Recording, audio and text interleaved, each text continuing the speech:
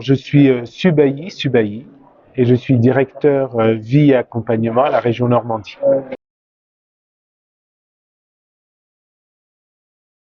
Vie, VIES et accompagnement VIES est à la fois un objectif de prise en compte des différentes vies qu'un salarié, un agent, puisqu'on est dans la fonction publique, euh, lorsqu'il est au travail, lorsqu'il va arriver au travail, lorsqu'il part du travail, et même au sein même de l'institution, les différents temps, les différents aspects qu'il rencontre, les différentes problématiques qu'il rencontre.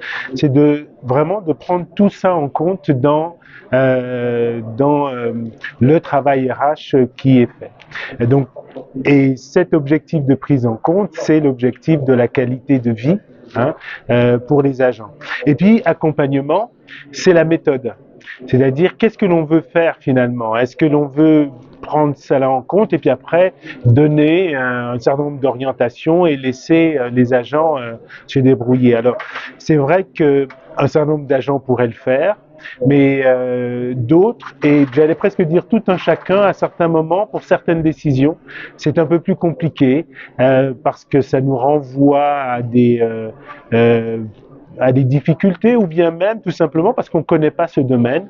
On est dans l'incertitude sur une évolution professionnelle ou autre. Et donc l'accompagnement permet à la fois de poser les possibilités et de permettre aux agents de prendre eux-mêmes les décisions qui les concernent.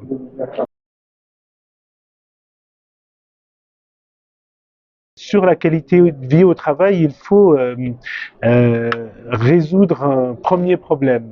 C'est qu'est-ce que la qualité de vie au travail? Et beaucoup de gens, dont j'étais, avant de m'intéresser à ces questions-là, je pensais que c'était le bonheur et le sourire au travail. Donc faire en sorte que les gens sourient au travail et donc on gomme les difficultés. Voilà.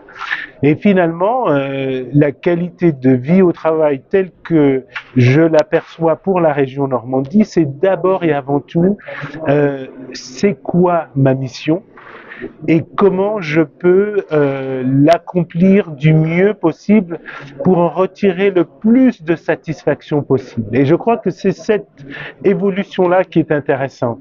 C'est-à-dire ma mission, comprendre le sens de ce que je fais, comprendre ce que je peux apporter à ce service public auquel j'appartiens, auquel je suis fier d'appartenir, donc travailler sur l'appartenance, sur la fierté aussi, quelles sont mes compétences et comment je peux évoluer dans cette structure, donc une satisfaction personnelle. Et puis aussi, qu'est-ce qui va permettre que je puisse partager aussi avec les autres, vivre dans un collectif qui soit stimulant à la fois pour mes collègues et stimulant pour moi. Et je crois que la qualité de vie, c'est vraiment tout ça.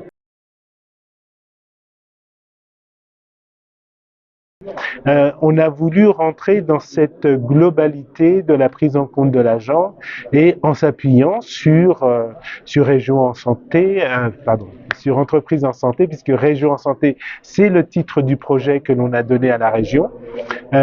Entreprise en santé qui nous proposait une démarche autour de 4 axes: équilibre de vie, transformation managériale, prévention et puis conciliation vie privée, vie professionnelle. Et donc les actions que l'on mène, les lignes directrices que l'on suit sont autour de ces 4 axes-là.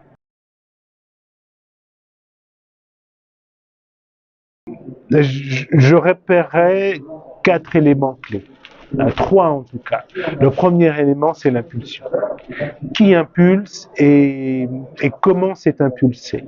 Alors je suis arrivé après, donc aucune gloire à retirer de ça. Au contraire, je crois que plutôt une forme de reconnaissance et puis d'admiration pour les personnes qui ont lancé le projet, parce qu'elles ont réfléchi non pas qualité de vie au travail uniquement, mais elles ont réfléchi agent.